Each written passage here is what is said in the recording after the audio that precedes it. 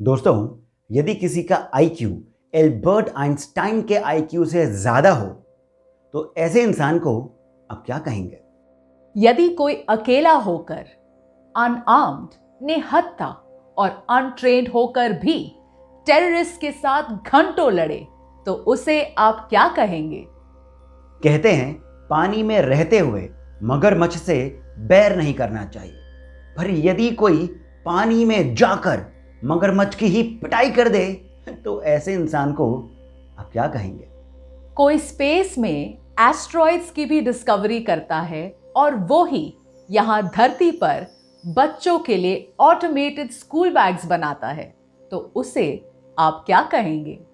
बच्चा, child, kid.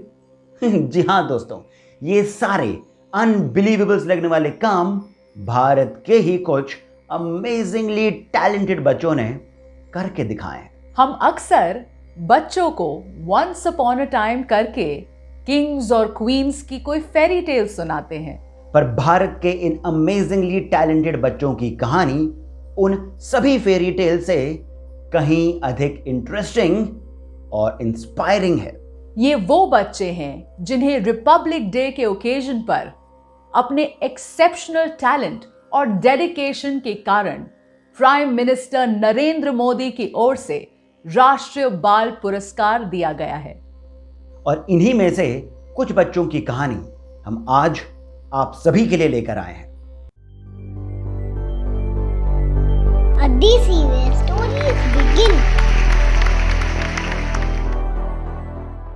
Aditi की शुरुआत ही व्हाट्सएप पर बच्चों के लिए कहानियां बनाने से हुई थी और अभी तक हम बच्चों के लिए ढेरों कहानियां कह चुके हैं, पर आज की कहानी बच्चों के बारे में ही है, उन्हीं की है, पर ये बड़ों के लिए भी उतनी ही इंस्पायरिंग है। ये कहानी है सिर्फ 12 साल की गुरुगु हेमप्रिया की, जो आंध्र प्रदेश से हैं। बात 2018 की है जब ये सिर्फ 8 साल की थी। गुरुगु के पिता की पोस्टिंग तब उधमपुर में थी और ये अपनी माँ और 2 छोटी बहनों के साथ जम्मू के सुजवा आर्मी कैंप में रहती थी। 10 फरवरी 2018 जैश ए मोहम्मद के 5 टेररिस्ट्स आर्मी कैंप में घुस आए। आर्मी अलर्ट हो गई और तुरंत ही एक्शन में आ गई। अब दोनों ओर से अंधाधुंध फायरिंग चल रही थी। इसी बीच उन 5 टेररिस्ट में से 2 मारे गए। बचे हुए 3 में से 2 तो जाकर एक घर में छुप गए, पर एक टेररिस्ट गुरुगु के घर में घुसने की कोशिश करने लगा। जब बात बच्चों की सेफ्टी की हो तो हर मां दुर्गा का रूप ले लेती है। गुरुगु की मां ने भी ऐसा ही किया। टेररिस्ट दरवाजा तोड़कर अंदर आने की कोशिश कर रहा था, पर गुरुगु की मां ने अंदर से ही दरवाजे को पकड़ कर रखा। मां को जूझता देख गुरुगु डरी नहीं, बल्कि वो भी मां के साथ दरवाजा पकड़कर खड़ी हो गई। तभी एक ब्लास्ट हुआ। टेररिस्ट ने एक हैंड ग्रेनेड दरवाजे पर फेंक दिया था। दरवाजा टूट गया। धमाके से गुरुगु की मां बुरी तरह से घायल हो गई थी और गुरुगु को भी कई चोटें लगी थी। अब वो टेररिस्ट घर में आ चुका था और उसने सभी को हॉस्टेज बना लिया था। मां बेहोश थी और दोनों छोटी बहनें डरी हुई थी, रो रही थी। ऐसे में आप क्या करते? गुरुगु बिल्कुल नहीं घबराई। वो एक तरफ मां को होश में लाने की कोशिश कर ही रही थी और साथ ही साथ दोनों छोटी बहनों को भी संभाल रही थी। टेररिस्ट ने गुरुगु से उसके पिता के बारे में पूछा, वहां के आर्मी कैंप के डिटेल्स निकालने की कोशिश करी। आतंकवादी चाहता था कि गुरुगु उसे कुछ ऐसी इंफॉर्मेशन दे दे जिसका बाद में वो फायदा उठा सके। उस आतंकवादी के हाथ में एक बंदूक थी। बाहर अंधाधुंध फायरिंग चल रही थी, हर ओर chaos था। पर अपनी 8 साल की गुरगू भी कम नहीं थी। वो नहीं जानती थी कि आर्मी कब आएगी, पर आएगी जरूर, इस बात का उसे विश्वास था। गुरगू ने हिम्मत रखते हुए उस टेररिस्ट से बात करना शुरू करी। उसे बातों में ही उलझा कर रखा। जितना और जैसे भी हो सकता था, उस टेररिस्ट को गुरगू बातों में ही बुद्धू बनाते रही। उसकी बातों से और गोल गोल जवाबों से अब वो टेररिस्ट परेशान हो गया था, वो इरिटेट हो गया था और वो अपना पेशेंस लूज करता जा रहा था और साथ ही अपनी हिम्मत भी। ये लगभग 3 घंटे तक चलता रहा और तभी आर्मी बाकी के दोनों टेररिस्ट को न्यूट्रलाइज करके गुरगू के घर तक आ पहुंची और उसे चारों ओर से घेर लिया। ये देख वो टेररिस्ट वहां से भागा और हमारी बहादुर गुरगू इंडियन आर्मी के ब्रेव सोल्जर्स की ओर दौड़ी। आर्मी की एक टुकड़ी ने उस टेररिस्ट को मार गिराया और दूसरी टुकड़ी ने गुरगू की मां और बहनों को वहां से सेफली निकाला।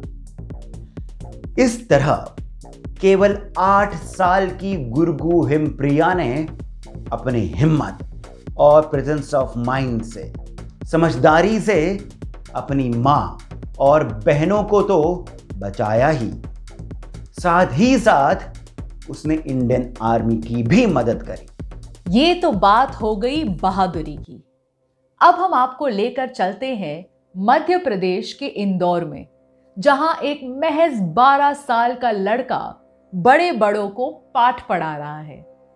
मैं बात कर रही हूं अवि शर्मा की, जो खुद 12 साल का है पर 11th और 12th स्टैंडर्ड के बच्चों को वैदिक मैथ्स पढ़ाता है। ऐसा कैसे?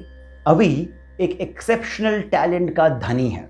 जब ये भाई साहब केवल 2 साल के थे, तब से ही ये कई सारे संस्कृत के श्लोक याद करके लोगों को सुनाते थे।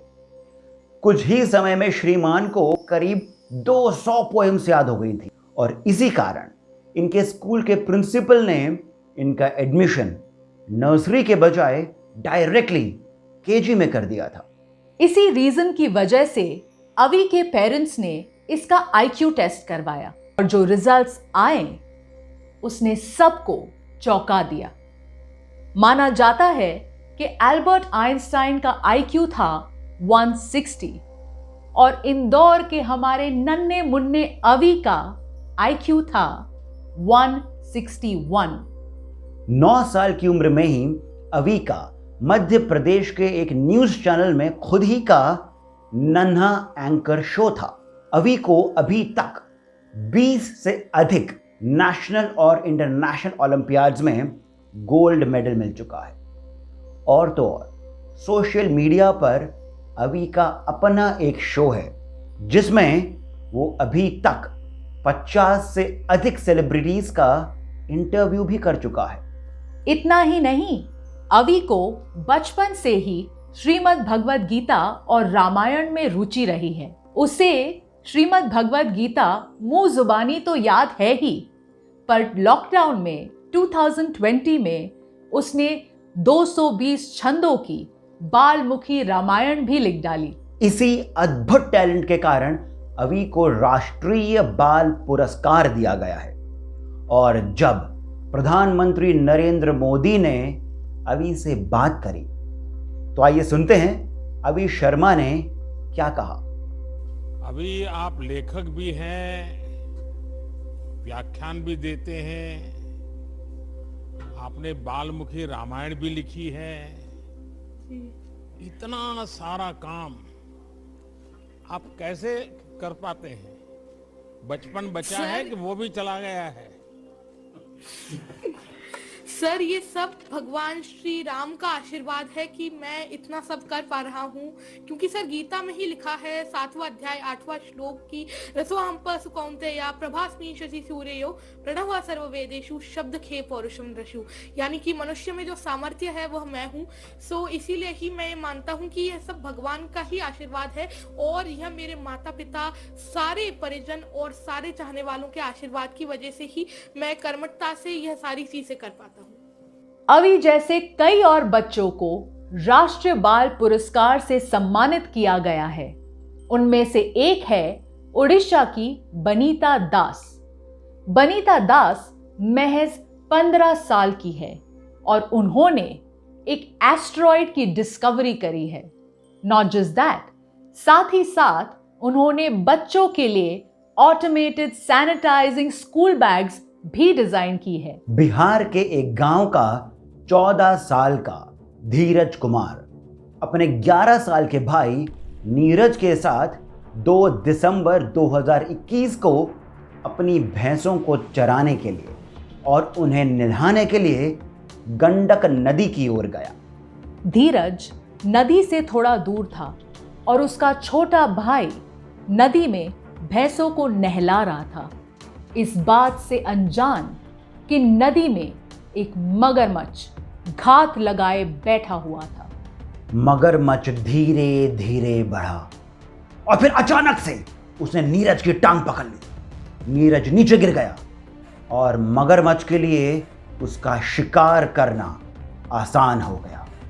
वो नीरज को पकड़ करके नदी के अंदर ले जाने लगा। नीरज जोर से चिल्लाया।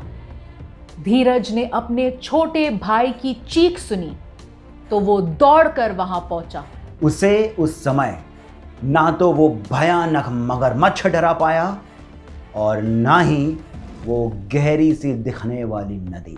धीरज ने अदम्य साहस दिखाते हुए अपने भाई को मगरमच्छ के जबड़े से खींचना शुरू किया और साथ ही साथ वो मगरमच्छ को लाते मारे जा रहा था। ये लड़ाई 10 मिनट तक चलती रही, पर आखिरकार धीरज के साहस के सामने मगरमच्छ को झुकना पड़ा। तभी वहां गांव वाले भी आ गए और दोनों भाइयों को सुरक्षित हॉस्पिटल ले गए। आइए सुनते हैं प्रधानमंत्री नरेंद्र मोदी से बात करते हुए धीरज ने क्या कहा। अच्छा, घटना जब इतनी हुई, खून दिखता होगा, मगर इतना बड़ा दिखता होगा, तो आपको डर नहीं लगा? आपके दिमाग में क्या विचार आया उस समय मेरा दिमाग में खाली मेरा भाई लौक रहा था, अगल बगल कुछ नहीं। ऐसे 29 बच्चे हैं जिन्हें राष्ट्रीय बाल पुरस्कार से सम्मानित किया गया है। ये वो बच्चे हैं जिन्होंने अपनी उम्र से कई गुना बड़ा काम किया है। कोई संगीत में महारथी है तो कोई माउंटेनियरिंग में चैंपियन है, किसी ने सॉफ्टवेयर बनाए हैं तो कोई चेस खेलता है। इससे एक बात तो कंफर्म होती है कि टैलेंट उम्र और बैकग्राउंड देखकर नहीं आता है। इसके लिए बच्चों को केवल पोषक वातावरण की यानी फर्टाइल एनवायरनमेंट की जरूरत होती है और ये वातावरण केवल माता पिता दे सकते हैं। बच्चों से क्या बातें करते हैं, कैसे बातें करते हैं, बच्चों के सामने कौन से संस्कार उदाहरण के तौर पर रखते हैं, इन्हीं सब से बच्चों का भविष्य तय होता है। अब ये आपके ऊपर है कि आप अपने बच्चों को किसी ड्रीम लैंड की कोई फेरी टेल सुनाते हैं या फिर A DC where stories begin.